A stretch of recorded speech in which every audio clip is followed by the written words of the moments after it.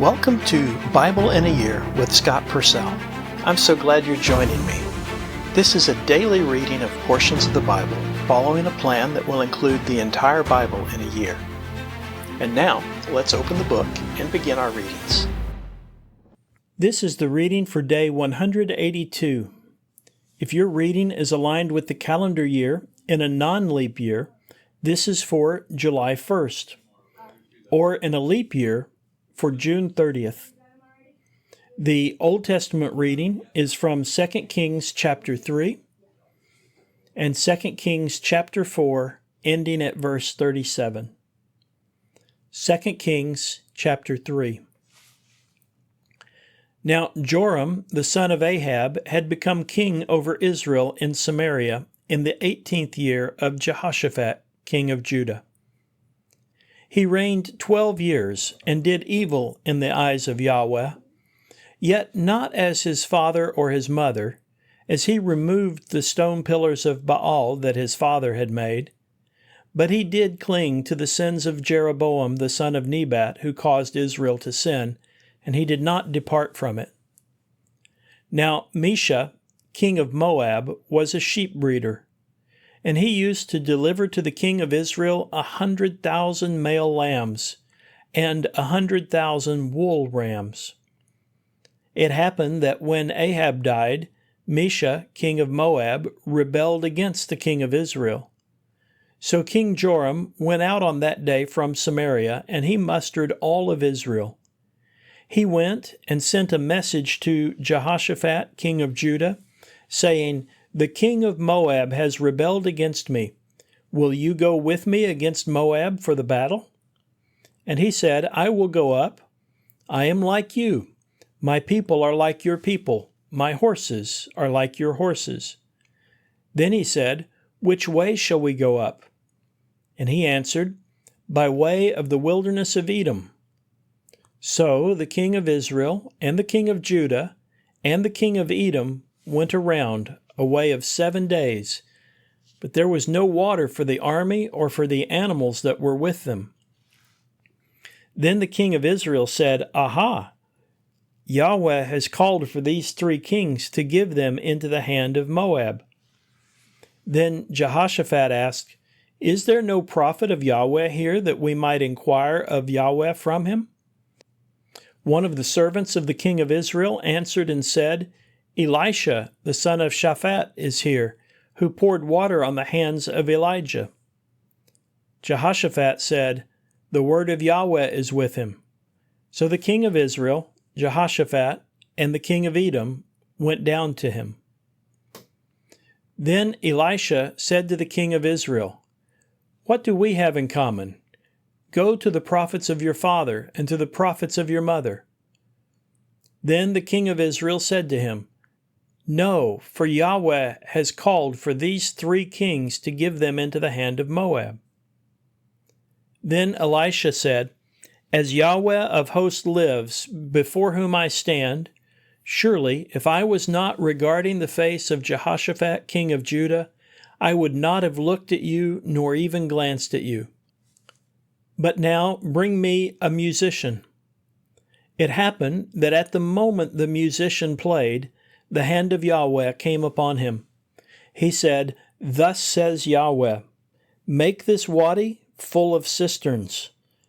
For thus says Yahweh, you will see neither wind nor rain, yet this wadi will be full of water, and you and all of your livestock and your animals shall drink. And since this is too trivial in the eyes of Yahweh, he will also give Moab into your hand, and you shall defeat every fortified city, every choice city, and you shall fell every good tree. All of the springs of water you shall stop up, and every tract of good land you shall ruin with the stones." It happened in the morning, about the time of the morning offering, that water was suddenly coming from the direction of Edom, and the land was filled with water. Now all of Moab had heard that the kings had come to fight against them, and all who were fighting age and up were called up, and they stood at the border. When they arose early in the morning, the sun shone on the waters, and Moab saw the waters from the opposite side as red as blood. Then they said, "This is blood. Certainly the kings have fought one another, and each has killed his neighbor. Now to the war booty, O Moab." But when they came to the camp of Israel, Israel stood up and killed Moab, so that they fled from before them. They came at her and defeated Moab. The cities they tore down. On every good tract of land they threw stones until it was filled up. Every spring of water they stopped up, and every good tree they felled. They let the stone walls at Kir Haresath remain, but the slingers surrounded and attacked it. When the king of Moab saw that the battle was too heavy for him, he took with him 700 men who drew the sword to break through to the king of Edom, but they were not able. He took his firstborn son, who was to become king in his place, and offered him as a burnt offering on the wall. Great wrath came upon Israel, and they withdrew from him and returned to the land. 2 Kings chapter 4. A certain woman from the wives of the sons of the prophets cried out to Elisha, saying, "Your servant, my husband, is dead. Now you know that your servant was a fearer of Yahweh, but the creditor came to take 2 of my children for himself as slaves." Elisha asked her, "What shall I do for you? Tell me, what do you have in the house?" Then she said, "Your servant has nothing in the house except a jar of olive oil." Then he said to her, "Go, ask for yourself some containers from the streets, from all your neighbors. You must collect as many empty containers as you can. You must also go and shut the door behind you and your children, and you must pour out oil into all of these containers and set the filled ones aside." So she went from him, and she shut the door behind her and her children. They were bringing containers to her, and she kept pouring. It happened that when the containers were full, she said to her son, "Bring near me another container." But he said to her, "There is not another container." Then the olive oil stopped flowing. So she came and told the man of God, and he said, "Go, sell the olive oil and repay your debt. You and your sons can live on what is left over." It happened one day that Elisha passed through to Shunem, where there was a wealthy woman, and she urged him to eat bread. So it happened each time he passed through, he would stop there to eat. She said to her husband, "Please now, I know that he is a holy man of God who is passing our way regularly. Let us make a small enclosed room upstairs and put a bed, table, chair, and lampstand there for him, so that when he comes to us he can turn and stay there." One day it happened that he came there and went to the upper room and lay down there. He said to Gehazi his servant, "Call to this Shunammite." So he called to her, and she stood before him. He said to him, "Please say to her, 'Look, you took all this trouble showing care for us. What is there for me to do for you? To speak for you to the king or to the commander of the army?'" She said, "I am living among my people." Then he said, "What may be done for her?" Gehazi said, "Well, she has no son, and her husband is old." And he said, "Call for her." So he called for her, and she stood in the doorway. And he said, "At this time next spring you will be embracing a son." She said, "No, my lord, O man of God, you must not tell a lie to your servant." But the woman conceived, and she bore a son in the spring which Elisha had promised to her. The child grew older, and it happened one day that he went out to his father and to the reapers.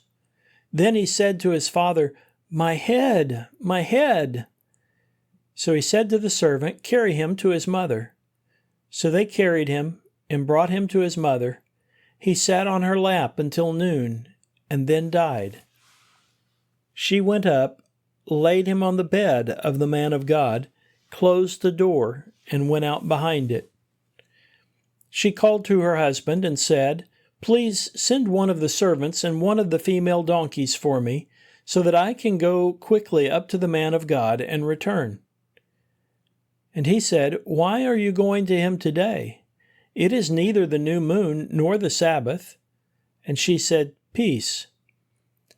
She saddled the female donkey, and she said to her servant, Drive along and go. You must not hold me back from riding unless I tell you. So she went and came to the man of God by Mount Carmel. It happened when the man of God saw her at a distance, he said to Gehazi his servant, There is this Shunammite. Now please run to meet her and ask her, Is it peace for you? Is it peace for your husband? Is it peace for the boy? She said, Peace. So she came to the man of God at the mountain, and she caught hold of his feet. Then Gehazi came near to push her away, but the man of God said, Let her alone, for her soul is bitter, and Yahweh has hidden it from me, and has not told me. Then she said, Did I ask for a son from my Lord? Did I not say that you must not mislead me? Then he said to Gehazi, Gird up your loins and take my staff in your hand and go. If you meet anyone, you must not greet them. If anyone greets you, you must not answer them. You must put my staff on the face of the boy. Then the mother of the boy said, As Yahweh lives and as your soul lives, I will surely not leave you. So he got up and went after her. Gehazi crossed over before them, and he put the staff on the face of the boy. But there was no sound, and there was no sign of life, so he returned to meet him.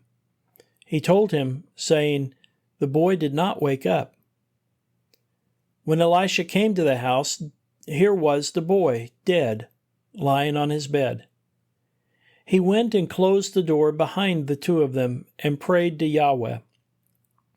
Then he went up and lay upon the child, and put his mouth on his mouth, his eyes on his eyes, and his palms on his palms. As he bent down over him, the flesh of the boy became warm. He returned and went to and fro in the house one time. Then he went up and bent over him. Then the boy sneezed 7 times and opened his eyes. Elisha called to Gehazi and said, Call this Shunammite. So he called her, and she came to him. Then he said, Pick up your son. She came and fell at his feet and bowed down to the ground. Then she picked up her son and went out. The New Testament reading is from Acts chapter 21, from verse 1 to verse 26. Acts chapter 21. And it happened that after we tore ourselves away from them, we put out to sea, and running a straight course, we came to Kos, and on the next day to Rhodes, and from there to Patara. And finding a ship that was crossing over to Phoenicia, we went aboard and put out to sea. And after we sighted Cyprus and left it behind on the port side, we sailed to Syria and arrived at Tyre, because the ship was to unload its cargo there. And we stayed there 7 days after we found the disciples, who kept telling Paul through the Spirit not to set foot in Jerusalem. And it happened that when our days were over, we departed and went on our way, while all of them accompanied us, together with their wives and children, as far as outside the city. And after falling to our knees on the beach and praying, we said farewell to one another, and embarked in the ship, and they returned to their own homes. And when we had completed the voyage from Tyre, we arrived at Ptolemais. And after we greeted the brothers, we stayed 1 day with them. And on the next day we departed and came to Caesarea, and entered into the house of Philip the evangelist, who was one of the 7, and stayed with him. Now this man had 4 virgin daughters who prophesied. And while we were staying there many days, a certain prophet named Agabus came down from Judea. And he came to us and took Paul's belt.